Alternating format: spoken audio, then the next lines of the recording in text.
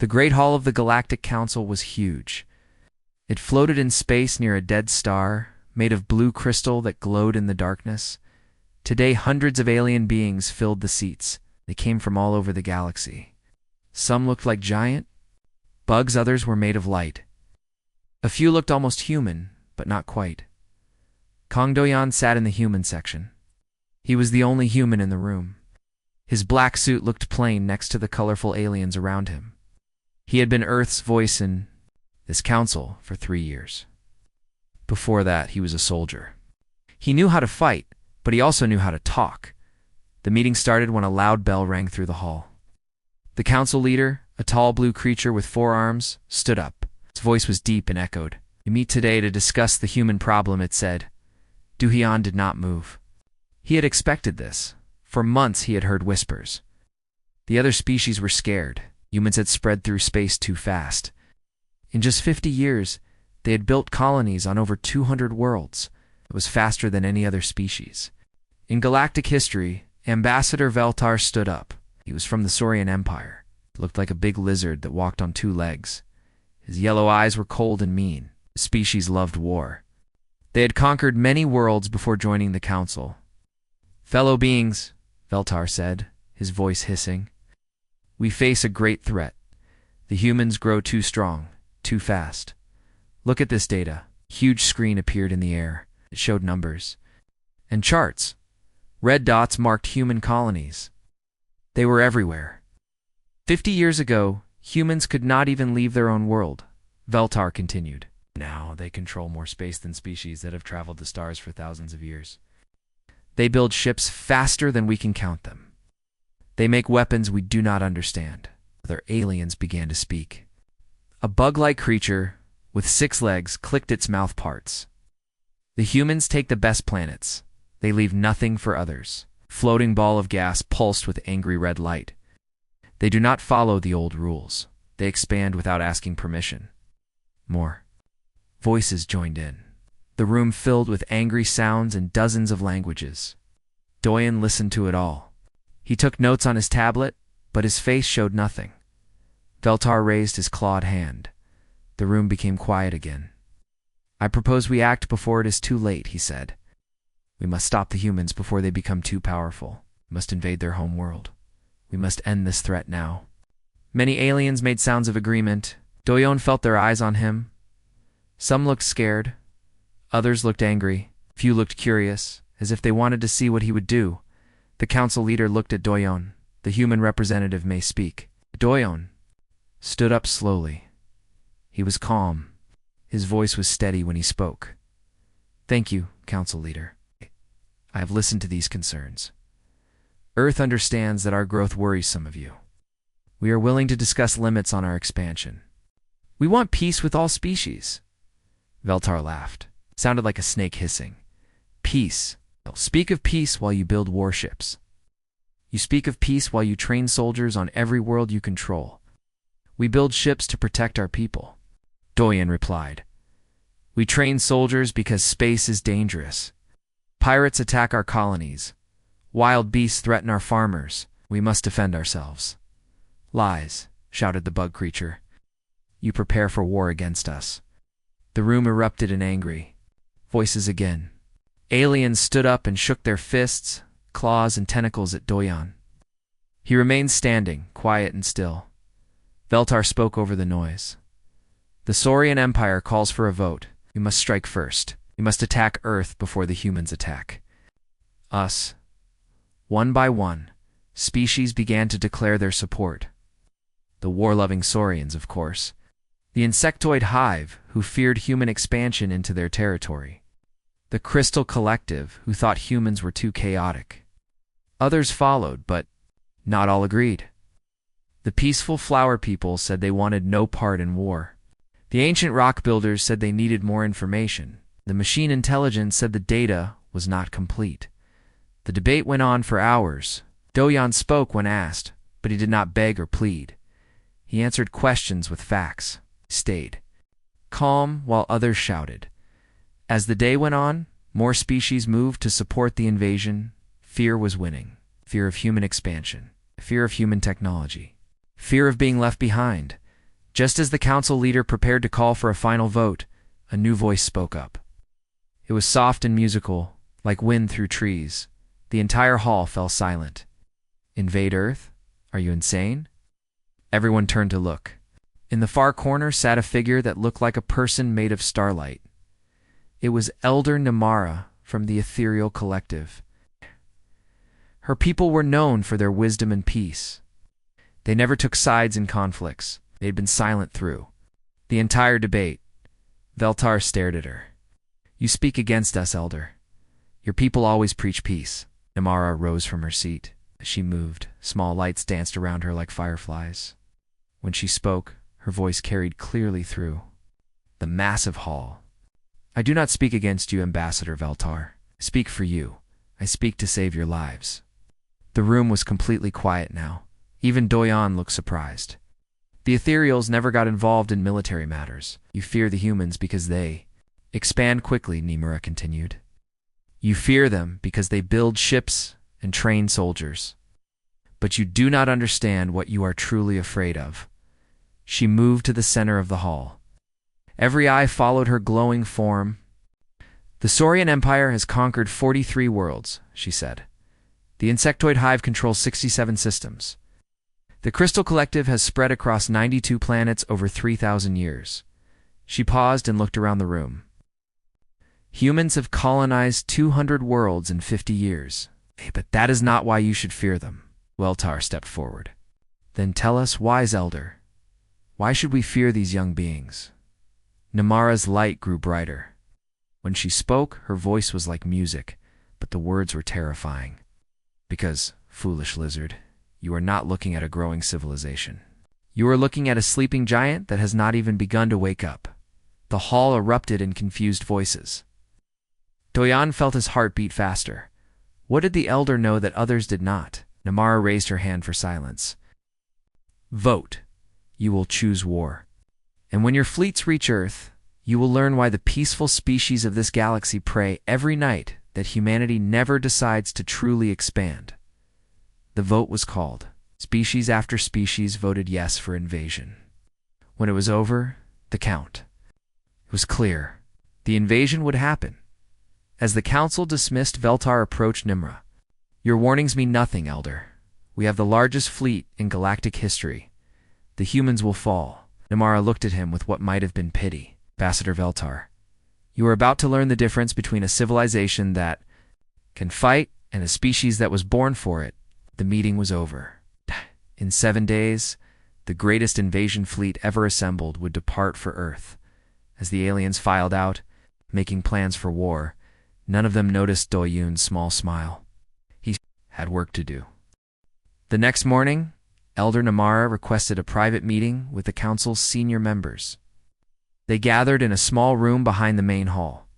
The walls were made of the same blue crystal, but here the light was dim and soft. Present were the council leader, Ambassador Veltar, and representatives from the 5 most powerful species. Kang Doyon was also invited, though many had protested.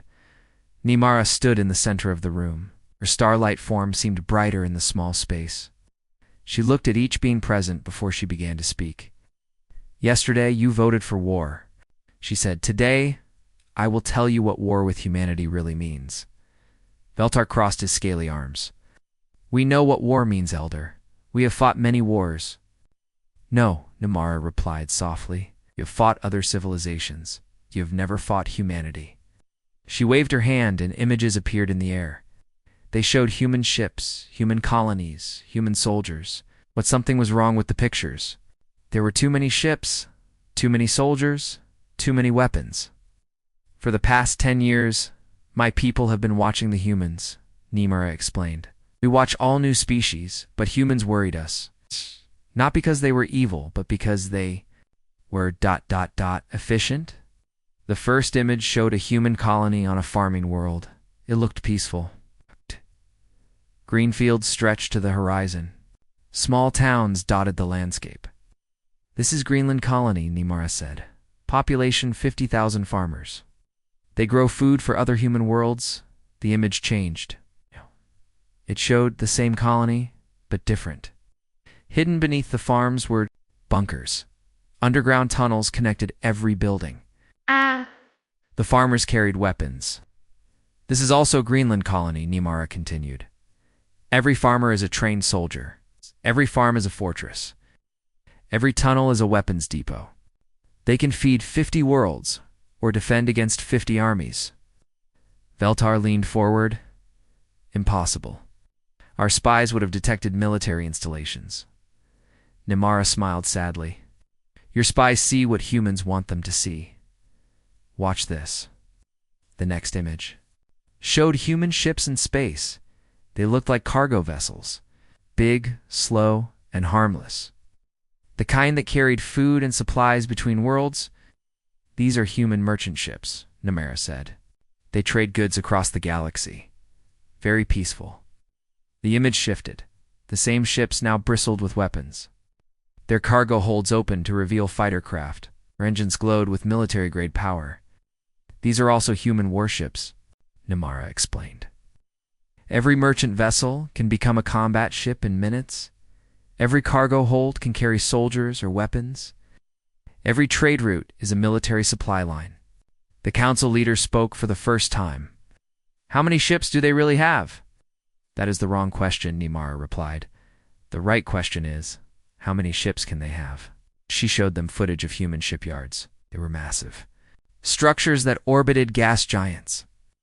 Thousands of ships were being built at once. Humans do not just build ships, she said. They build shipyards. Then they build more shipyards. Each shipyard builds more shipyards. In 1 year, they can double their entire fleet. Beltar stood up angrily. Even if this is true, we have allies. 12 species support the invasion. Our combined fleets number over 10,000 ships. Nimara nodded. 10,000 ships. Very impressive. Let me show you something. A new image appeared. It showed Earth's solar system. Round the sun, 9 planets orbited in their ancient dance. It looked normal and peaceful. This is the human home system, Nimara said. What do you see? 1 star, 9 planets, some moons, replied the bug representative. Nothing special. Look closer, Nimara said. The image zoomed in on the asteroid belt between the 4th and 5th planets. Thousands of chunks of rock floated in space. Asteroids, said Veltar. Space debris. Every system has them, no, Nimara said quietly. Fortresses. No. The image changed. Again, the asteroids were not just rocks, they were hollow. Inside each one were weapons, soldiers, and factories. The entire asteroid belt was one massive military base. Humans mine asteroids, Nimara explained. They hollow them out for materials, but they do not throw away the shells. They turn them into weapons platforms. There are over 40,000 armed asteroids in their home system alone. The room was silent. The aliens stared at the images with growing fear. Nimara continued. Every human world follows the same pattern. They mine, they build, they prepare. They do not see expansion and military power as separate things. Do humans. Every colony is a fortress. Every ship is a weapon. Every citizen is a soldier. She showed them more footage. Human children learning to use weapons in school. Human farmers training with military equipment. Human scientists building bombs while they studied stars. But surely they are not all warriors, protested the crystal being. They have families, artists, poets like other species. Yes, agreed Nimara. But their artists write songs about war. Their poets tell stories of battles. Their families teach their children to fight. To humans, being ready for war is not militarism. It's common sense. Doyan finally spoke. His voice was calm, but there was something hard underneath it. Elder Nimara speaks truth. My people have a saying, if you want peace, prepare for war. We have been preparing for a very long time. Beltar turned to face him. You admit it? You admit you plan to conquer the galaxy? Doyan shook his head. No, Ambassador. We prepare. To defend ourselves, but when humans defend themselves, the result is the same as conquest. He activated his tablet and sent a message. Within moments, a hologram appeared in the room. It showed a middle-aged human man in a military uniform. His face was scarred, and his eyes were cold. Council members Doyon said, "Meet Defense Minister Lee Minho." Lee's hologram looked around the room. When he spoke, his voice was like ice. "Greetings. Beings of the Galactic Council, Ambassador Kong has informed me of your decision to invade Earth. I wanted to address any concerns you might have." Veltar stepped toward the hologram. "Human, your world will burn. Your colonies will fall. Your people will surrender or die." Lee smiled. It was not a nice smile. "Ambassador Veltar of the Saurian Empire, we know about you. We know about your 43 conquered worlds. We know about your fleet of 800 ships. We know about your nuclear weapons and your plasma cannons." Veltar stepped back, surprised. "How do you know we know everything about everyone who might threaten us?" Lee interrupted. "That is what defense ministers do. We prepare for threats." Another hologram appeared next to Lee. This one showed a woman in a naval uniform. She was young, but her eyes were old. "This is Admiral Park Juan," Lee said. "She commands our colonial fleet. Admiral, please tell our new friends about our preparations." Park bowed slightly. "Honored beings, we have been expecting this invasion. For 37 years, we began preparations the day we first detected alien radio signals. We knew that eventually someone would fear us enough to attack." "Impossible," whispered the gas being. "You could not plan for something that far in advance?" Park smiled. "We are humans. We plan for everything. We have invasion plans for every species in the galaxy. We have defense plans for every possible attack. We have contingency plans for our contingency plans." Lee nodded.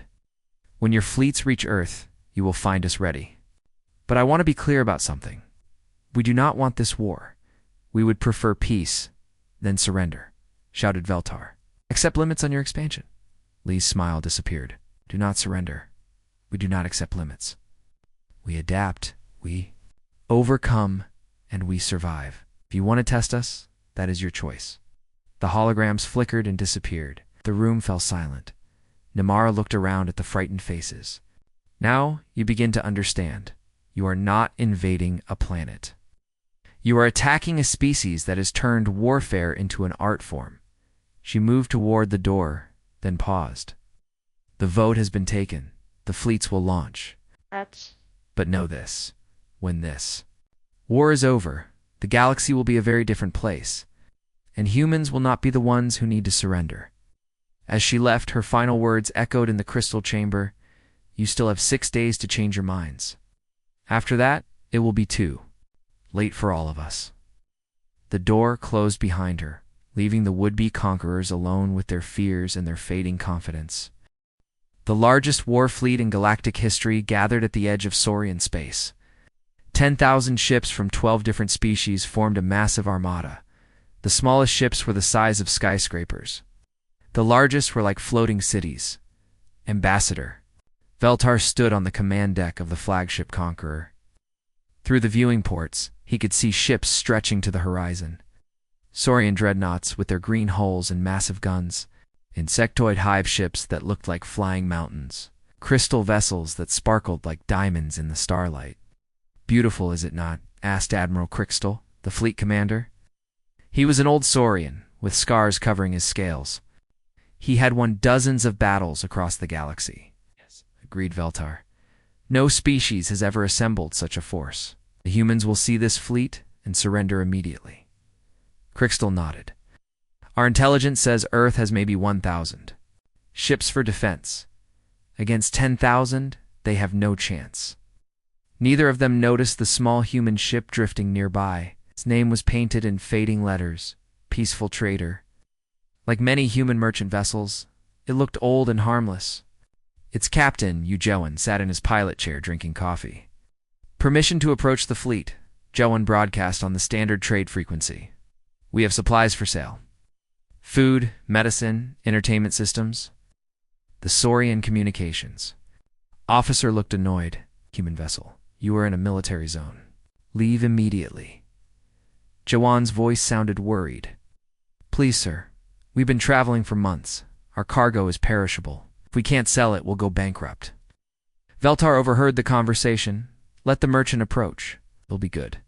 For morale, our soldiers can see how pathetic human ships really are. The peaceful trader slowly docked with the flagship. Jawan and his crew came aboard with samples of their goods. They looked scared and impressed by the massive alien ship. Incredible, Jawan said, staring at the weapons systems. I've never seen guns this big. Earth's defense fleet doesn't have anything like this. The Saurian officers preened with pride. They showed off their ship's capabilities, enjoying the humans' obvious fear and admiration. What they didn't know was that every system Jawan looked at was being scanned by hidden sensors in his clothes. Every weapon specification was being recorded. Every weakness was being noted. Similar scenes played out across the fleet. Human merchants, tourists, and journalists approached the alien ships. All were allowed aboard. All seemed harmless. All were gathering intelligence. On a small human freighter called Lucky Strike, Captain Choi Soo-yeon was preparing her camera equipment. She was a war correspondent for Galactic News Network.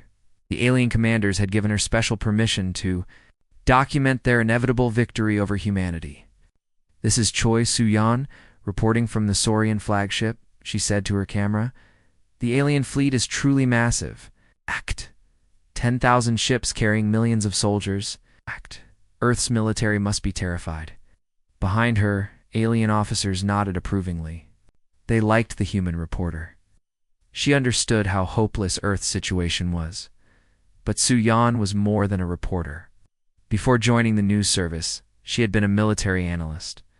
As she filmed the alien fleet, she noticed things that worried her. The different species weren't coordinating well. Saurian ships used different communication systems than insectoid vessels. Crystal ships moved in patterns that confused the others. The fleet was large, but it was not unified. She also noticed their tactics.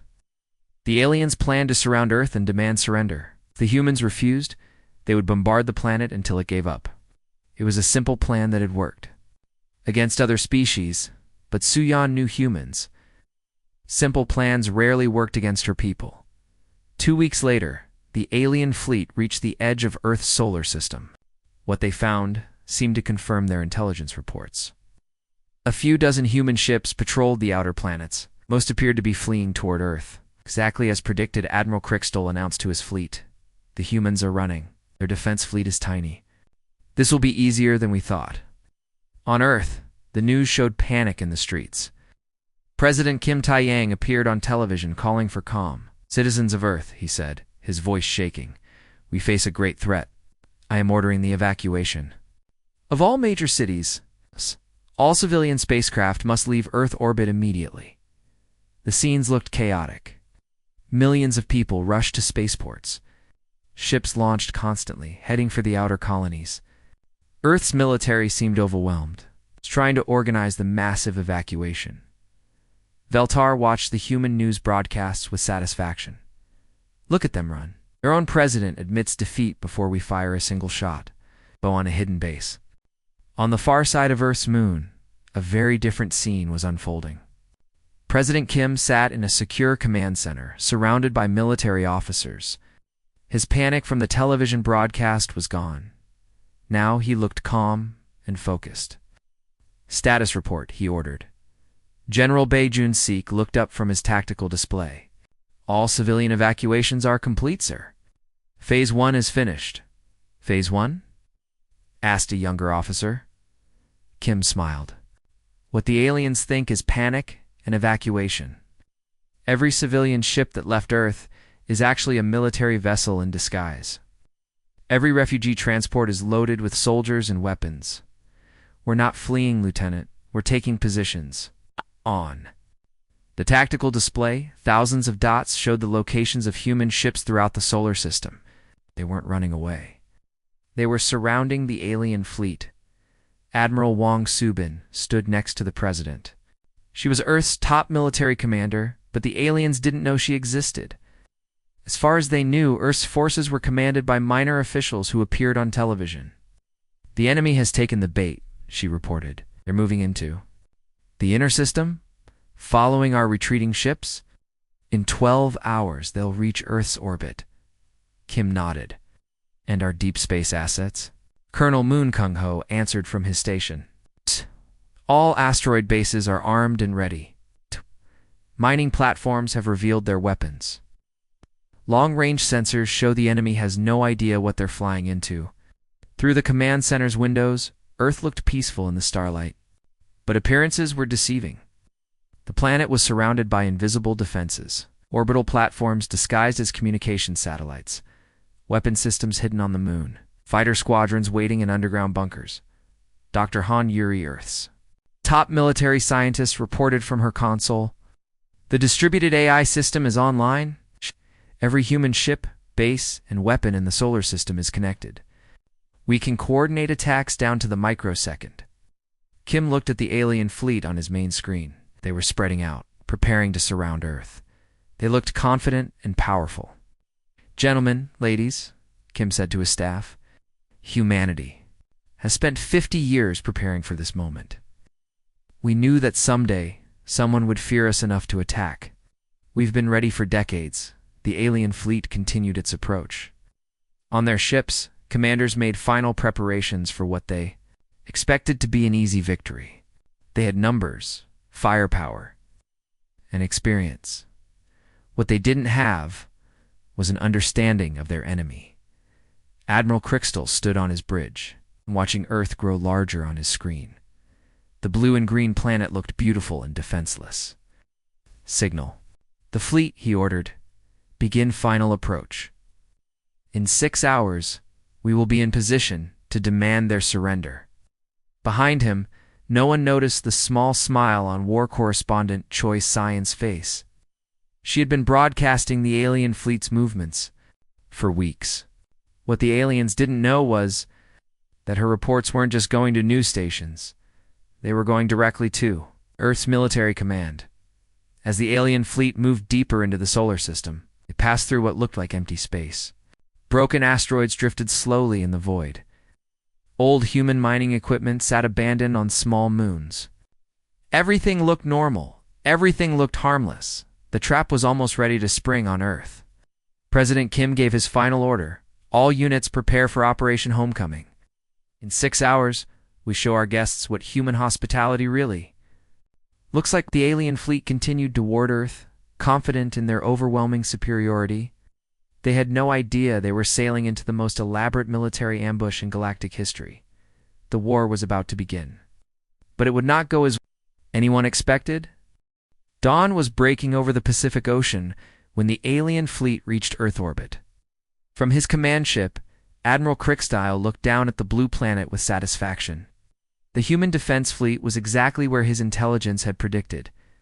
Scattered, outnumbered, and apparently in full retreat. Reported his communications officer. "We're detecting approximately 40 human vessels in the immediate area. Most are heading away from Earth at maximum speed." Crickstall nodded. "Cowards. Signal the fleet to take positions. We will surround the planet and demand their surrender."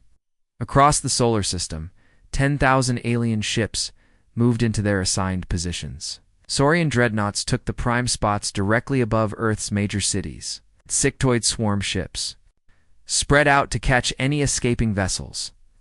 Crystal vessels positioned themselves to block all exit routes. On the surface of Earth, the cities appeared empty. The alien sensors showed no military activity, no hidden weapons, no signs of resistance. Everything was going according to plan, but in the asteroid belt between Mars and Jupiter, Colonel Moon Kung-ho was watching his tactical display with grim satisfaction. For 30 years, humanity had been hollowing out asteroids for mining. What the aliens didn't know was that they had also been turning them into weapons platforms. "All stations report ready," announced his communications officer. Moon nodded. "Hold position. Wait for the signal." Like ordinary space rocks. But inside, each one were fusion reactors, particle beam weapons, and launch tubes for nuclear missiles. The asteroid belt wasn't just a mining operation, it was the largest fortress ever built. On Earth's moon, Admiral Wang Suben stood in the hidden command center, watching as the alien fleet settled into their attack positions. Through her periscope, she could see Saurian ships hovering above the Earth like metal vultures. "They're exactly where we want them," she said to President Kim. Appeared on screens throughout the alien fleet.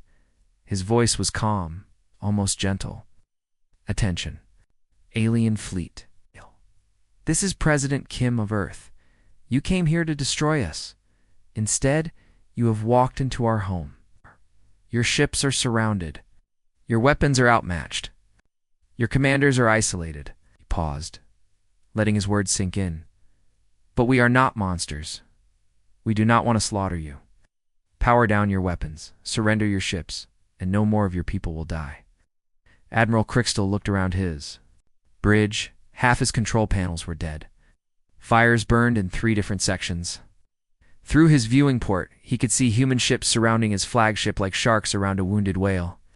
"Sir," his tactical officer reported, "we've lost 60% of the fleet. The humans are jamming our communications. We can't coordinate a counterattack." Beltar slammed his fist on the command console. "This cannot be happening. We had the largest fleet in galactic history. They had the largest trap," Crystal said quietly. He had fought in dozens of battles, but he had never seen anything like this. The humans had turned their entire solar system into a weapon. On the surface of Earth, the empty cities suddenly came alive. What the aliens had thought was a panicked evacuation had actually been the largest military mobilization in human history. Every refugee center was revealed to be a military base. Every evacuated building housed soldiers and weapons. The few alien landing craft that had made it to the surface found themselves facing not helpless civilians, but entire armies that had been waiting in hidden positions. In space, the battle was already over. The human trap had worked perfectly. In less than 2 hours, the mightiest invasion fleet in galactic history had been reduced to scattered groups of damaged ships surrounded by their enemies. "Admiral," Wang's voice echoed across all frequencies. "Alien fleet, you have 60 seconds to surrender. After that, we will consider you hostile and act accordingly." The countdown began. 59, 58, 50-7. One by one, alien ships powered down their weapons. Admiral Crystal was among the first to surrender. He had seen enough war to know when a battle was truly lost. "All Saurian vessels," he broadcast, "stand down. Pete, stand down and prepare for boarding." Beltar stared at him in horror. "Admiral, you cannot surrender." "The Council will. The Council sent us here to die," Crystal replied coldly. They believed their own intelligence reports. They thought humans were just another weak species. They were wrong. As the alien fleet surrendered, human ships moved in to take control, but they were not brutal conquerors. Medical ships arrived to treat alien wounded, transport vessels prepared to take prisoners to comfortable detention facilities. Food and supplies were distributed to alien crews. President Kim's final broadcast of the day was heard throughout the galaxy. "People of the Galactic Council, this war is over. Your invasion fleet has been defeated, but your people have been treated with honor. They are our prisoners, but they are also our guests. When they return home, they will carry a message." He looked directly into the camera, his eyes hard as steel. "Earth did not seek this war. We prepared for it because we knew it would come. Now you know what happens when you threaten humanity's home? We suggest you remember this lesson." The transmission ended. In the crystal halls of the Galactic Council, emergency sessions were being called. The impossible had happened. Humanity had not just survived the greatest invasion in galactic history, they had won it in less than 6 hours. And somewhere in the depths of space, Elder Nimra of the Ethereal Collective whispered a prayer for the fools who had refused to listen to her warnings. The war was over. But the galaxy would never be the same again, confined in Earth orbit, surrounded by our assets. Kim looked at the tactical display. Red dots showed alien positions. Blue dots showed human forces. There were far more blue dots than the aliens realized, but they think are fleeing civilian ships, Kim asked. General Bay answered from his station. "All in position, sir. The Peaceful Trader and 60 other merchant vessels are spread throughout their fleet. Everyone is actually a heavy cruiser in disguise. The asteroid mining platforms, 40,000 weapon systems online and ready. The evacuation transports, 1,500 ships, each carrying a full military battalion. They're positioned at every exit point from the solar system," Kim smiled. "So when they try to retreat, they'll run straight into our strongest forces," Wang finished. On the alien flagship, Ambassador Veltar was preparing for humanity's surrender. He had written a speech about the price of defying the Galactic Council, expected to deliver it within the hour. Human vessels, Admiral Crystal broadcast on all frequencies. This is Admiral Crystal of the Galactic Council fleet. You are surrounded and outgunned. Surrender immediately, or we will destroy your planet. The response came from President Kim himself. His face appeared on screens throughout the alien fleet. Admiral Crystal, Kim said calmly, this is President Kim Taeyang of Earth. We have received your message. Before we respond, I have a question for you. Crystal looked confused. What question? Kim's smile was cold. You know what the difference is between a trap and an invitation? What? Veltar stepped forward. Human, you make no sense. Surrender now. The difference, Kim continued, is that people walk into traps by accident, but they accept invitations on purpose. Across the alien fleet, commanders looked at each other in confusion. What was the human leader talking about? Kim's expression didn't change. Thank you for accepting our invitation. The words had barely left his mouth when the solar system exploded into action. Every asteroid out in the belt revealed its true nature. Rocky surfaces split open to expose gleaming weapons. Particle beams lanced through space, striking alien ships with surgical precision. Nuclear missiles launched in synchronized waves. The fleeing human ships suddenly stopped running. Their cargo bays opened to reveal fighter squadrons. Their hull plating fell away to show heavy weapons. In seconds, 40 harmless merchant vessels became 40 deadly warships. Captain Yujuan's peaceful trader was docked with a Saurian cruiser when the attack began. As soon as President Kim gave the signal, Yu's ship dropped its disguise. Hidden weapons emerged from its hull. Boarding pods shot out like bullets, carrying human marines directly into the alien ship. What is happening? Screamed the Saurian communications officer as explosions echoed through his ship.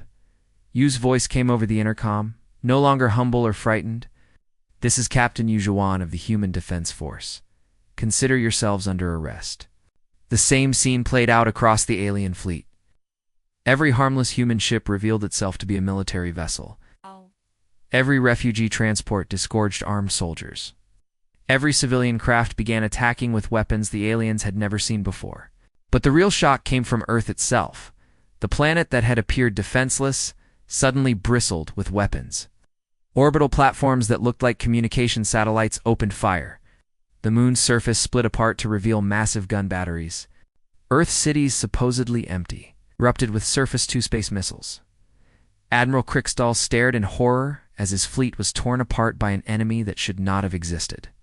Impossible, he roared. Our intelligence showed only 40 human ships. On his tactical display, red warnings flashed everywhere.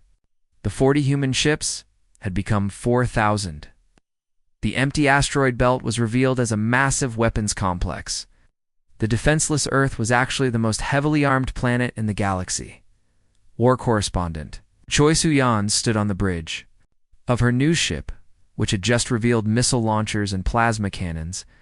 This is Choi Soo-yan, she broadcast, reporting live from the Battle of Earth. For those just joining us, humanity has just sprung the largest military trap in galactic history. Behind her, human officers coordinated attacks with cool efficiency. Every move had been planned and rehearsed for decades. Dr. Han Yuri's distributed I-system linked every human unit in the solar system. Ships that had never fought together moved in perfect coordination. Weapons fired in precise patterns that maximized damage while minimizing friendly fire casualties. The alien fleet, so confident minutes before, was in chaos. Different species used different communication systems, so they couldn't coordinate their defense. Saurian ships tried to retreat, only to collide with insectoid vessels. Crystal ships attempted to form defensive formations, but human fighters swarmed through their ranks like angry hornets. Admiral Crystal desperately tried to rally his forces. All ships attack Earth, destroy their planet before they destroy us. But it was too late. The human trap had been perfectly designed. Every alien ship was surrounded by multiple human vessels. Every escape route was blocked. Every command ship was under direct attack. Veltar grabbed Crystal's arm. "We must retreat. Signal the fleet to withdraw." "Withdraw to where?" Crystal pointed at his tactical display. "We are surrounded." It was true. The humans hadn't just hidden their strength. They had positioned their forces to make retreat impossible. The alien fleet was trapped in Earth's gravity well, caught between the planet's orbital defenses and the asteroid belt's weapons platforms. One by one, alien ships began to surrender, their weapons powered down. White flags appeared on their hulls. Desperate commanders broadcast surrender messages in dozens of languages. President Kim. 3 months after the Battle of Earth, Ambassador Kong Doyon walked through the corridors of a very different galactic council. The crystal halls were the same, but everything else had changed. The building no longer orbited a dead star. Instead, it hung in space above Earth's moon, close enough that delegates could see the blue planet that had humbled the galaxy's greatest fleet. The council chamber itself looked similar. The seating had been rearranged. Where once the militant species had held the places of honor, now those seats were occupied by the peaceful races who had opposed the invasion. The ethereal collective, the flower people, the ancient rock builders, all had been elevated to positions of influence. The Saurian Empire still had a seat, but it was much smaller and located near the back of the hall. Ambassador Veltar was gone, replaced by a younger, more humble representative who spoke carefully and avoided eye contact with the humans. Doyon took his place at the center of the hall. The human section had been moved from the edge to the middle, with comfortable chairs and a clear view of all proceedings. Next to him sat Ambassador Oh Jin, Earth's new representative to the Reformed Council. Oh was younger than Dojon, but her eyes held the same quiet confidence that had characterized human diplomacy since the war. She had been chosen specifically for this role, someone who could be both diplomatic and intimidating when necessary. The council leader, still the same tall blue creature, called the session to order. But now its tone was respectful rather than dismissive when it addressed the humans. "We gathered today to discuss the new galactic treaties," it announced. "Ambassador O'Earth's proposals have been distributed to all members. Please present your opening statement." O stood gracefully. She wore a simple blue dress that somehow managed to look both elegant and practical. When she spoke, her voice carried clearly through the crystal hall. "Honored delegates," she began. 3 months ago, 12 species voted to invade Earth. They brought 10,000 ships and millions of soldiers. They expected to find a weak, divided planet that would surrender quickly. She paused, letting her words settle over the quiet chamber. Instead, they found humanity. Today, we discuss what that means for all of us. On the walls around the chamber, holographic displays showed the current state of the galaxy. Human colonies, once numbered in the hundreds, now numbered in the thousands. But more importantly, human influence had spread to species across the galaxy. "Earth offers friendship to all who want it," O continued. "We offer protection to those who need it. We offer trade to those who desire it. But we also offer a warning to those who threaten peace." She gestured to one of the displays. It showed the captured alien fleet now being held in a massive space. Stationed near Saturn, the ships were intact and well-maintained. The prisoners were treated well. But the message was clear: this could happen to anyone who chose aggression over diplomacy. Elder. Nimura rose from her seat among the ethereal collective. Her starlight form seemed brighter than before, as if the stress of the past months had lifted from her shoulders. Elder Nimura O acknowledged with a respectful bow. "Ambassador O."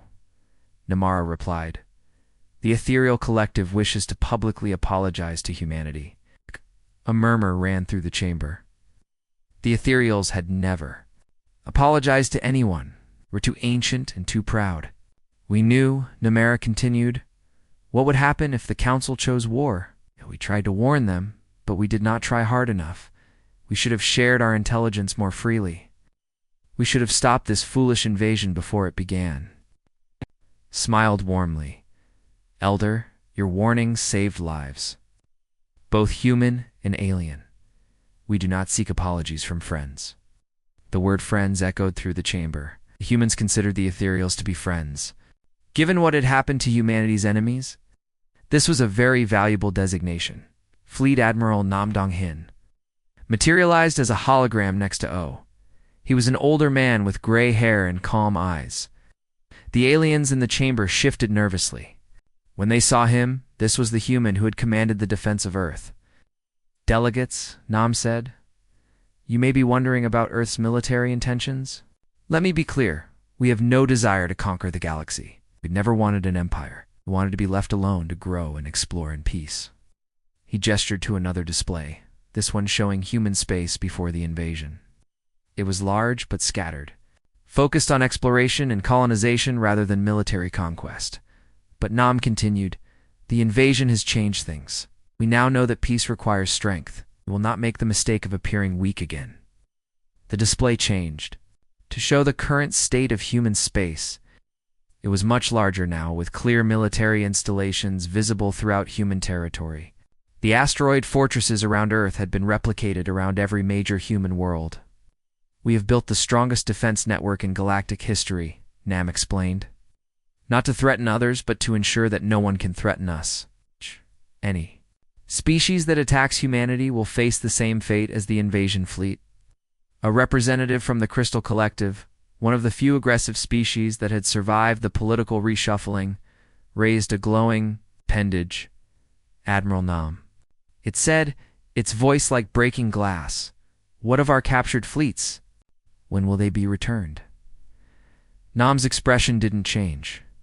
"When we are satisfied that they will not be used for future aggression, your ships are safe, your crews are healthy, and your technology is being studied. Consider it payment for the education we have provided."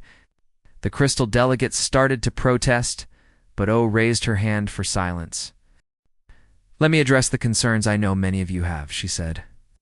"Yes, humanity is now the dominant military power in the galaxy. Yes, we have capabilities that you fear. But consider this. In 3 months since our victory, how many worlds have we conquered?" The chamber was silent. The answer was 0. "How many species have we forced to surrender?" Again, silence. The answer was still 0. "How many punitive raids have we launched against those who voted for our destruction?" The silence stretched longer this time. Everyone knew that the Saurian Empire, the insectoid hive, and the other aggressive species had been expecting retaliation. It never came. "Humanity could have used our victory to reshape the galaxy by force," O said. "Instead, we chose to reshape it through example. We showed that defense is stronger than offense. We proved that preparation beats aggression. We demonstrated that intelligence defeats brute force." She walked to the center of the chamber, looking up at the representatives from dozens of worlds. "The old order was based on fear," she declared. "Strong species bullied weak ones. Military might determined political power. Aggression was rewarded while pacifism was punished." O gestured to the ethereal collective, the flower people and other peaceful species who now held prominent positions. "The new order will be different. It will be based on cooperation, trade, and mutual respect. Those who choose peace will be protected. Those who choose war will face humanity's response." A young delegate from the insectoid hive, newly appointed after their leadership was imprisoned with the invasion fleet, clicked her mandibles nervously. "Ambassador, oh," she said, "what guarantees do we have that humanity will not abuse its power? You are strong enough to conquer us all. How do we know you will not?" O smiled at the young insectoid. "'Cause Representative Clicker, we are not." "You." The blunt statement hung in the air. O continued more gently. "Your species conquered dozens of worlds because you believed might makes right. You expanded through force because you thought the strong should rule the weak. That is not humanity's way." She activated her tablet, and new images appeared on the walls. They showed human colonies, but not military bases. Instead, they showed farms, universities, art galleries, and research centers. "We expand to learn, to grow, to discover," O explained. "Every human world adds something to our civilization. Knowledge, culture, beauty, wisdom. War destroys these things. We prefer creation to destruction." Elder Namara spoke again from her seat. "The ambassador speaks truth. In the months since their victory, Humans have contacted every peaceful species in the galaxy. They offer protection, trade agreements, and cultural exchanges. But they ask for nothing, except friendship in return. The session continued for hours. As the new galactic order took shape, trade agreements were signed, defense pacts were negotiated, cultural exchange programs were established. The militant species that had supported the invasion found themselves isolated and powerless, but they were not destroyed. True to their word, humans offered even former enemies a chance at redemption. The captured fleets would eventually be returned. The imprisoned leaders would be released, but only after they had learned that aggression had consequences. As the day's session ended, Doyon found himself walking with O through the station's observation deck. Through the transparent walls, they could see Earth hanging in space like a blue jewel. "Do you think it will last?" O asked quietly. "This peace we've built?" Doyon considered the question. "As long as potential aggressors remember what happened to the last group that threatened us, yes. Fear of human retaliation will keep the militants in line. Friendship with humanity will give the peaceful species the protection they need." O nodded, a balance of terror and hope. "The most stable kind of peace," Doyon agreed. Behind them, delegates from across the galaxy were making their final preparations to return home. They would carry news of the new order to every corner of known space. Some would report humanity's strength and warn against future aggression. Others would speak of humanity's mercy and encourage cooperation. All would remember the lesson of the invasion fleet. Humanity was not just another species to be bullied or conquered. There was something new in the galaxy, something that combined the wisdom to prefer peace with the strength to enforce it. As the Council Station continued its orbit around Earth's moon, the blue planet below seemed to pulse with quiet power. It looked peaceful and beautiful. But everyone in the galaxy now knew the truth hidden beneath that serene appearance. Earth was home to humanity, and humanity was ready for anything the universe might throw at them. The galaxy had learned its lesson. It would not forget it soon. In the depths of space, on worlds scattered across thousands of star systems, beings of countless species looked up at their night skies and whispered the same prayer. "Thank the stars that humanity is on our side."